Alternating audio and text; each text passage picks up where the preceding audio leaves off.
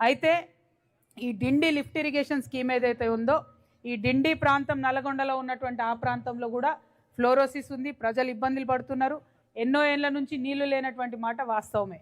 అయినప్పటికీ ఇప్పుడు ఈ మొత్తం డిండి ప్రాజెక్టులో ప్రత్యేకించి మనం ఎర్రవల్లి గురించి గోకారం గురించి మాట్లాడుకున్నట్టయితే ఈ లింక్ ఏదైతే ఉందో ఈ చెరువు మనకు ముంపులో పోయేటటువంటిది మన గోకారం వాళ్ళది 900 ఎకరాలు, మన ఎర్రవల్లి వాళ్ళది 600 ఎకరాలు. ఈ రెండు కలిపితే ఒక 1500 ఎకరాలు భూమిని ముంచుతూ మరి బండ్ పెద్దగా చేస్తాం, ఎర్రవల్లి చెరువుని పెద్దగా చేస్తాం, గోకారం చెరువుని అని చెప్పి ఒక ప్రపోజల్ పెట్టిండ్రు. అయితే మీరు ఏదైతే ఆలేరు నియోజకవర్గం చెప్పారో, నిన్న మొన్న నేను ఆలేరులో ఉన్నాను. ఆలేరులో ఒక ఎగ్జాంపుల్ చెప్తాం మీకు. బస్వాపూర్ అనే రిజర్వాయర్ కడుతున్నారు.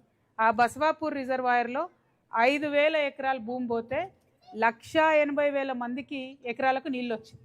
అంటే ఆ భూమి ఇచ్చిన రైతులు కూడా మేము 5,000 ఎకరాలు ఇస్తే 1,80,000 మందికి లాభం జరుగుతుంది, అన్ని ఎకరాలకు నీళ్ళు పోతున్నాయని వాళ్ళు ఆనందంగా ఇచ్చిండ్రు. కానీ ఇక్కడ పరిస్థితి ఏంటంటే 1,500 ఎకరాలు మనం ఇచ్చినా కూడా అదనంగా మనకు వచ్చే ఆయకట్టు ఏంటంటే కేవలం 2,000 ఎకరాలు. అంటే 1,500 ఎకరాలు ఇస్తే కనీసం దానికో 10 20 ఏమన్నా మంచిగా అవుతుంది. మనం ఒక్కరని నష్టపోతే ఇంకొక 20,000 మంది బాగుపడుతున్నారంటే ఎవరమైనా ఒప్పుకుంటాం. కానీ ఇక్కడ పరిస్థితి అట్లా లేదు. ఇక్కడ భూమి పోయినా, ఈ తండా పోయినా, ఎర్రవల్లి తండా పోయినా కూడా వచ్చేటటువంటి లాభం కేవలం పాక్షికంగా ఉంది, నామమాత్రంగానే ఉన్నది. ఇక్కడ ఇందాక తమ్ముడు మాట్లాడుతూ చెప్పిండు, ఏదైతే గోకారం చెరువు ఉందో ఆ చెరువు ఆల్రెడీ 800 ఎకరాల చెరువు.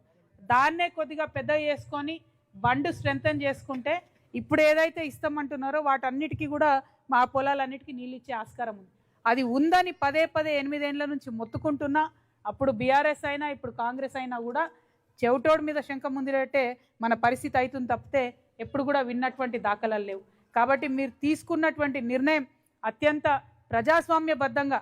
నాకు నిన్న తమ్ముడు గణేష్ చెప్తుండే, అక్క వాళ్ళు పాపం ఎలక్షన్లు బాయ్కాట్ చేసి, నేను ఆశ్చర్యపోయినా. నిజంగానే ఎవరు ఓట్లేదా, అసలు ఎలక్షనే పెట్టలేదా అంటే ఎలక్షన్ బాయ్కాట్ చేసిన. కానీ ఎంత దారుణం అంటే ఎలక్షన్ బాయ్కాట్ చేస్తే కనీసం ఎమ్మెల్యే గారో ప్రభుత్వమో ఎలక్షన్ కమిషన్ ఆఫీసర్లో ఎవ్వరు కూడా ఊరికొచ్చి పలకరించలేదంటే ఎంత అన్యాయం ఇది. అంటే ఒక ఓటు మనకు ఉంది అని అంటే నేను ఒక మనిషి కింద లెక్క ఈ దేశంలో. మరి ఇంతమంది ఓట్లు ఉన్నారు, ఇంతమంది ఎలక్షన్ బాయ్కాట్ చేసినా కూడా ఎలక్షన్ కమిషన్ వచ్చి చూడలేదంటే మరి ఎర్రవల్లోళ్ళు మనుషులు కాదా అని నేను అడుగుతా ఉన్నా.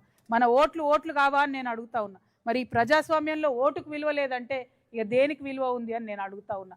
మరి ఈ విషయం మాత్రం చాలా సీరియస్గా తీసుకుంటా. నేను ఈ విషయం ఇక్కడితో వదిలిపెట్టను. Election commission, state election commission officer రాలేదంటేనే అది చాలా అన్యాయం. సెంట్రల్ ఎలక్షన్ కమిషన్ వరకు కూడా ఈ విషయం తీసుకుపోవాలి. ఎందుకంటే మీరు ఏమన్నారమ్మా, ధర్నా చేసిర్రా, ఎవరైనా డిస్టర్బ్ చేసిర్రా, ఎవరింటి మీద కన్నా పోయినరా, ఏం చేయలే. మీ హక్కుగా మేము ఓటేయమని చెప్పన్నారు. ఇంతకన్నా అందంగా నిరసన ఎట్లా చెప్తారో ఈ ప్రజాస్వామ్యంలో నిజంగా పాలకులు కూడా చెప్పాల్సినటువంటి అవసరం ఉన్నది. అది చేయలేదు, అది మొదట అవమానం. రెండవది, మీరు 27 రోజుల నుంచి ఇక్కడ ధర్నా చేస్తున్నా కనీసం ఏ నాయకులు, అది ఏ ప్రతిపక్షం అన్నా కావచ్చు, ఎవరన్నా కావచ్చు, వచ్చి చూడకపోవడం ఇంకా అన్యాయం. నేను ఇదే వేదిక నుండి, ఎర్రవల్లి వేదిక నుండి కలెక్టర్ గారిని డిమాండ్ చేస్తూ ఉన్నా. ఇప్పుడు చిన్న జిల్లాలైనవి, నాగర్ కర్నూలు కలెక్టర్ గారికి నేను డిమాండ్ చేస్తూ ఉన్నా, మీరు తక్షణం ఇక్కడికి రాండి, వచ్చి ఇక్కడ మీరు చూడండి, ఈ ప్రజల ఆకాంక్ష ఏందో చూడండి, దీనివల్ల జరుగుతున్నటువంటి నష్టాన్ని గమనించండి అని చెప్పి వారిని డిమాండ్ చేస్తూ ఉన్నా. కలెక్టర్ గారి 1-2 రోజులలో రాకపోతే ఖచ్చితంగా మీరు అందరు అన్నట్టు ఈ ఇష్యూని పెద్ద చేద్దాం.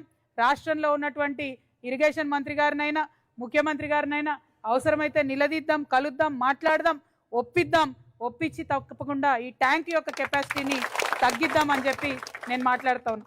ఇవాళ తెలంగాణ జాగృతి జనం బాట పేరుతోని అన్ని జిల్లాలు తిరుగుతున్నాం. ఎర్రవల్లికి రమ్మంటే నేను కొద్దిసేపు ఆలోచించిన, మరి ఇక్కడ రైతులు భూములు ఇవ్వమంటున్నారట, వేరే అన్ని చోట్ల వేలాది మంది రైతులు భూములు ఇచ్చిండ్రు కదా, మరి ఇది న్యాయమైందేనా కాదా అని 1కి 10 సార్లు ఆలోచించిన. ఎందుకంటే మనం ఆడవాళ్ళ మీద మాట్లాడే ముందు ఆలోచించి మాట్లాడతాం. ఇక్కడ మాట్లాడే మాట ఇక్కడితో ఆగదు, అందరికీ మొత్తం తెలంగాణ అంతా వింటూ ఉంటారు ప్రజలు. కాబట్టి ఆలోచించిన, ఎంత ఆలోచించినా, ఎంతమంది ఇంజనీర్లతో మాట్లాడినా, ఎంతమంది అధికారులతో మాట్లాడినా ఎర్రవల్లి వాళ్ళు చేస్తున్నది న్యాయ పోరాటం, న్యాయమైన కోరిక. దీనికి మనం మద్దతు ఇవ్వాల్సిందే అని చెప్పిండ్రు కాబట్టే నేను ఇవాళ ఇక్కడికి రావడం జరిగింది. ప్రాజెక్టు కట్టాలి, డిండి కట్టొద్దని నేను అంటలేను, డిండి కట్టేది కట్టాలి, కానీ అనవసరం ముంపు అవసరం లేదు. అనవసరంగా మునిగిపోతున్నటువంటి ఎర్రవల్లి గ్రామాన్ని రక్షించాల్సిందే. దానికి మీ చెల్లిగా, మీ సోదరిగా నా వంతు సహకారం అందిస్తాను.